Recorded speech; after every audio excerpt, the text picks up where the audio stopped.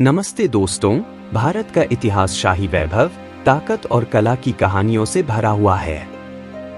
लेकिन इन भव्य इमारतों के पीछे कई कहानियां छिपी हैं, जिनमें दर्द और त्याग का समावेश है। आज हम बात करेंगे औरंगजेब की बेटी ज़ेब-उन-निसा की, जो एक कवयित्री, विद्वान और अपने ही भाग्य की कैदी थी। ये है उनकी अनकही दास्तान। ज़ेब-उन-निसा, जिसका अर्थ है औरतों की शान, का जन्म 1638 में औरंगजेब की सबसे बड़ी बेटी के रूप में हुआ। अपने पिता से अलग, जो धार्मिक कट्टरता में विश्वास रखते थे, ज़ेब-उन-निसा एक स्वतंत्र सोच वाली महिला थी। उन्होंने बहुत छोटी उम्र में फारसी, अरबी और उर्दू में महारत हासिल कर ली। उनका काव्य, जो उन्होंने मखफ़ी गुप्त नाम से लिखा, उनकी भावनाओं और दर्शन को दर्शाता है। उनकी कविताओं में अक्सर उनकी तड़प और आज़ादी की चाह झलकती है। मुझे जन्नत से मोहब्बत नहीं, न जहन्नुम से डर है, बस इस दुनिया की कैद से मुझे रिहा चाहिए। ज़ेब-उन-निसा की प्रतिभा और बुद्धिमत्ता ने उन्हें मुगल दरबार में प्रशंसा दिलाई। उन्होंने कलाकारों, विद्वानों और कवियों का समर्थन किया। लेकिन उनकी यही ब्रिलियंस, चमक, उनके और उनके पिता के बीच तनाव का कारण बनी। औरंगजेब ने सत्ता हासिल करने के लिए अपने पिता शाहजहां को हराकर आगरा के किले में कैद कर दिया।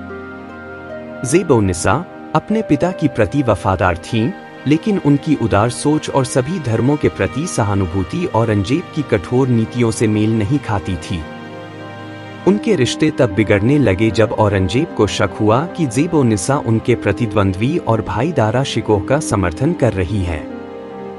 दारा शिकोह सहिष्णुता और उदारता के प्रतीक थे, जो औरंगजेब की सोच के विपरीत थे।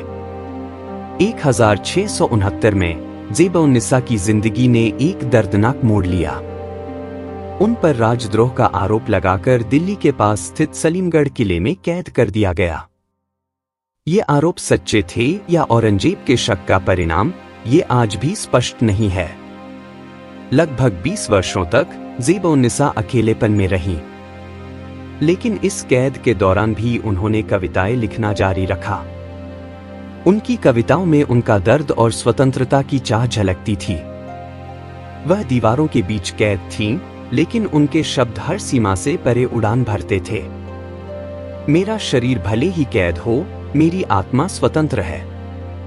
कविता को कोई दीवार कैद नहीं कर सकती।